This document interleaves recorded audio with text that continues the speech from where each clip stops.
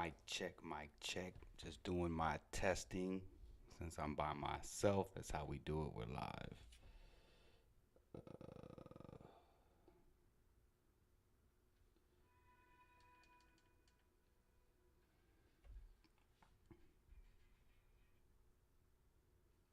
Just to make sure y'all can hear me.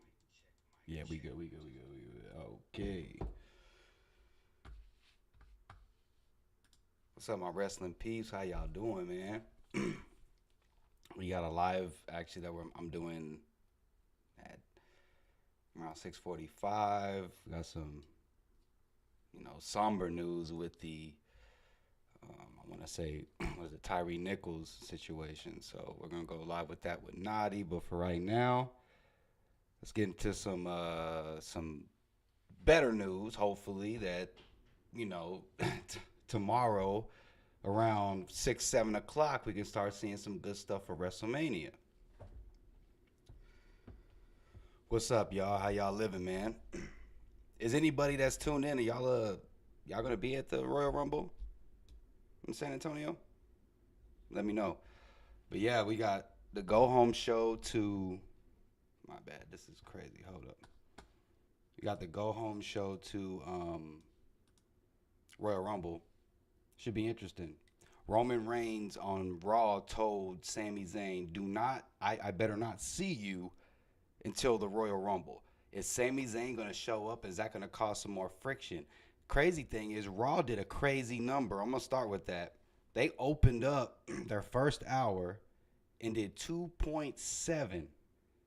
That shows you a storyline matters. If you can give us a goddamn storyline, we gonna watch. And then Bray Wyatt and LA Knight after. So you have the bloodline and then LA Knight, man. SmackDown is killing it with those two storylines. Because if they didn't have those two people, those two segments, Raw would have been hurting. And it would have looked bad because there's no competition going on. There's no football. There's no nothing. So they average about 2.4 million. That is great. That is what you can do. Create a freaking storyline. Give me something to sink my teeth into. There's some news going on. I'm trying to knock this out within about, I would say, 30 minutes. I put Bray Wyatt up. I want to start with Bray Wyatt. Bray Wyatt had an interview with Ryan Satin with Fox. I would say in the sense of he kind of just went off and just kept it real. So he's always had great booking in the sense of like his character, but when it got to the big matches, it was always fizzled out. They would do some dumb stuff like Goldberg in Saudi Arabia, 3-minute match and then kill off the Fiend. Do all these different things. It would be some great character work and people would be invested. And next thing you know, nothing would happen. And then people would be like, this match was the Hell in the Cell. Like, really? How are you going to have a DQ on a Hell in the Cell? It was just awful. So, Bray Wyatt kept it real. I respect that. And you can tell he's real trepidatious about Vince McMahon. And I guarantee you there'll be some problems if Vince McMahon has to do anything with creative. But he really credited Triple H. He told him, he was like, hey, man, that's the beauty of Triple H right now. I'm getting in here and I'm not having to really like plan all this stuff out and be like overthink things. I'm just going out there and making things happen. But there's two tidbits that he said that I thought was really interesting. People are thinking about like, what are the iterations of his character? What is it going to be? Is he going to be is the Fiend going to come back? And then, of course, when you saw the Firefly Funhouse last Friday Night SmackDown, sorry, that's the drink and smoke. People like, is the Fiend coming back? Well, he talked about it today. I don't know if you guys seen it, but he said the Fiend's dead. The Fiend died at WrestleMania that year. I want to say 2 years ago, off of an RKO. One RKO, mind you. I thought that was interesting. He said that, and he was like, "The Fiend's done. The Fiend's not coming back." I don't know if that's a swerve, if he's working us, but he said the Fiend is dead. So we're not probably going to see the Fiend again, in his words. Another tidbit that I thought was some real stuff, like Bray Wyatt is a real one.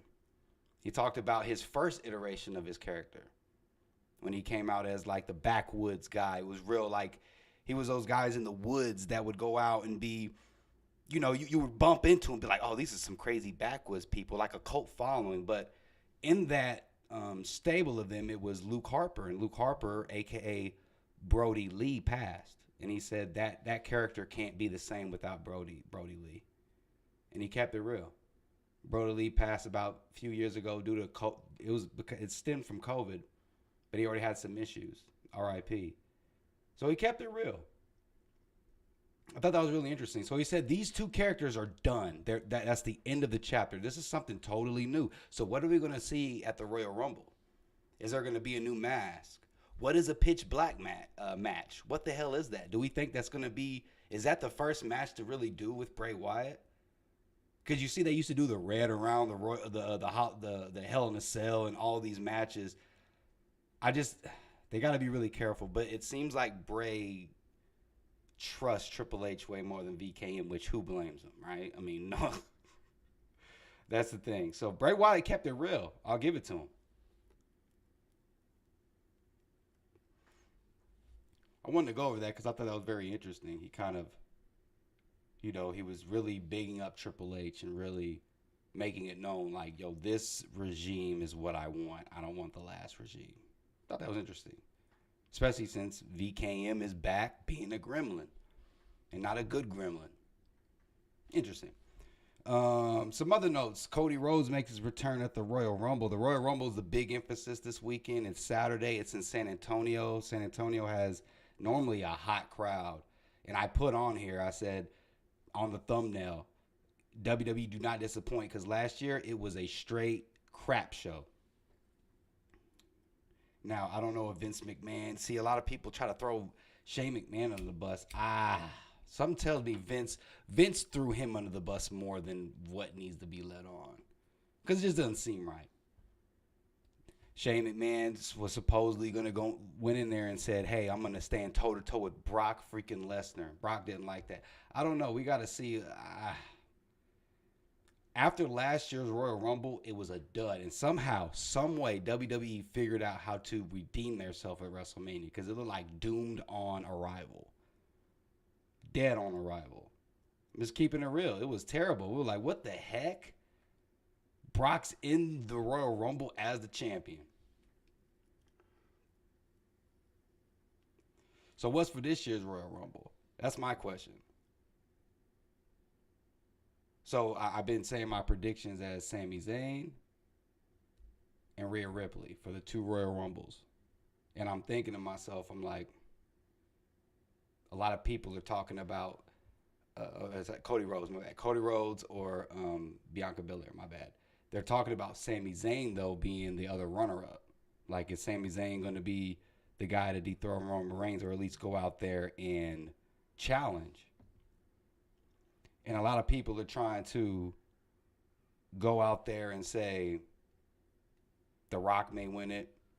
I don't think The Rock needs to win it to get a championship match. You split them up. And if The Rock's not there, they're trying to get Stone Cold and Roman Reigns. I don't know. That just doesn't seem like the right thing to do. I think that you can go out this a whole nother way to where if The Rock is not there, you can still do Sammy the first night and then Cody. And Sammy can fall short, but get close a lot of times and even get screwed and look strong. There's a lot of ways you can go with the Rumble, and we shall see. Those are some things that I put down. Some other news. I know I bashed Warner Brothers. I was like, yo, y'all are wrong. But they made right. I mean, it could always be too late.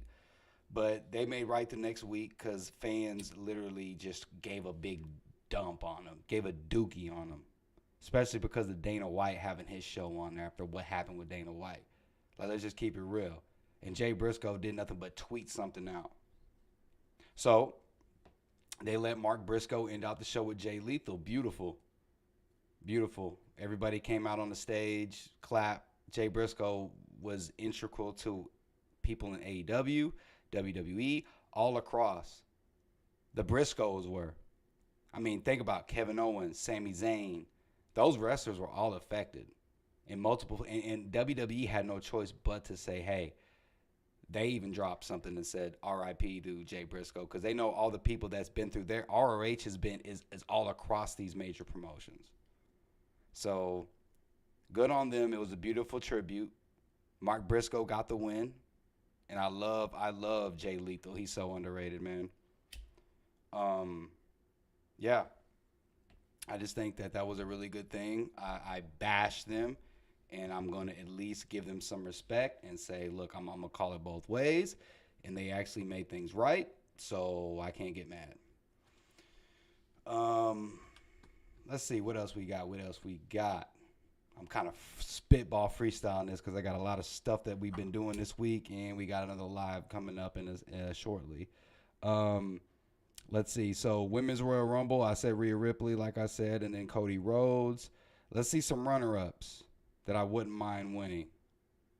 I wouldn't mind Naomi winning, coming out at number 1. I think that would be awesome for her to worst case, I think Naomi should come out at number 1 anyway, regardless, and just like set the tone.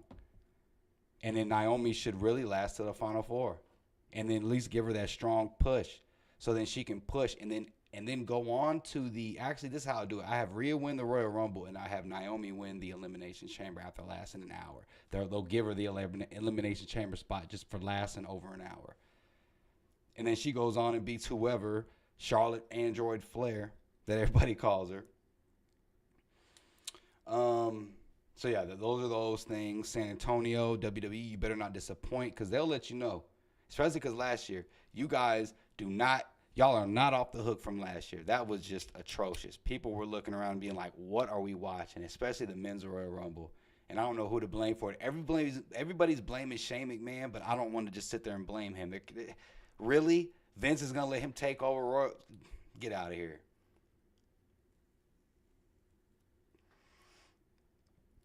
Few other things that we'll go over, and then I got a hard out coming up soon.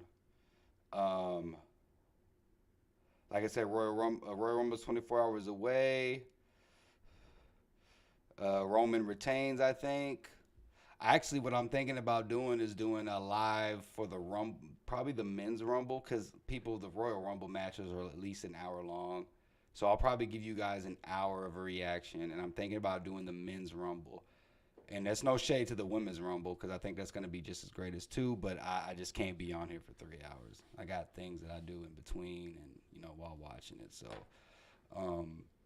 yeah, man, this is basically the most that I wanted to cover. Let me make sure that everything is covered that I want to. Let me check Twitter one more time just to make sure nothing else is trending. We got the SmackDown Go Home tonight, so that should be interesting to kind of see the follow-up to it, because that is what is big. Do you think Top Dollar is going to get into the Royal Rumble, and is he going to have another botch? Yeah, I don't see no much going on with WWE. What did y'all think of Raw 30? Yeah, we're going to get on this Tyree Nichols topic because it's ridiculous. Yeah, they got other things going on. RIP. Yeah, Royal Rumble, San Antonio. They should show out. All right, I'm going to say this. Oh. People are trolling online about the Royal Rumble, like numbers and stuff. They're saying Cody is like the top. Sammy may be 2 and somebody else. They're even saying Sammy may even somehow find his way against Roman Reigns on Sunday instead of Kevin Owens, but I don't believe that. But we shall see, guys. Like I said, y'all going to be at the Rumble. Let me know what your Rumble predictions is. Let me see if you're right, because on Sunday we're going to grade it. I'll probably watch the Rumble match and then end it grading the pay-per-view as a whole and see how things are. Keep it real. And yeah, man, if y'all watching the Rumble, open up YouTube and see what we talking about. Let's rock out together for the Rumble and see who's going to win the men's one. But we're going to go live at 6:45 with TT Notty. We're going to get to this Tyree Nichols situation. And then I'm not saying, well, it's unfortunate, but hopefully the live the body cam stuff gets revealed, so we can kind of watch it and get the live reaction and everything to kind of do our hood CNN news in a sense. But hey, hit that like button. You know what I'm saying? And then hit that notification bell, because YouTube's tripping, man. The algorithm's all messed up.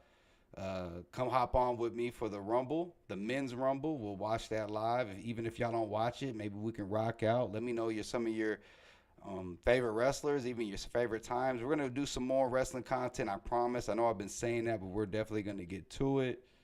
Hey, man, I appreciate you guys tuning in. Royal Rumble at 6, 7 o'clock, San Antonio. Let's get lit, San Antonio. And I'm out of here, man. This is Jet with Pop Austin Media with your wrestling news. And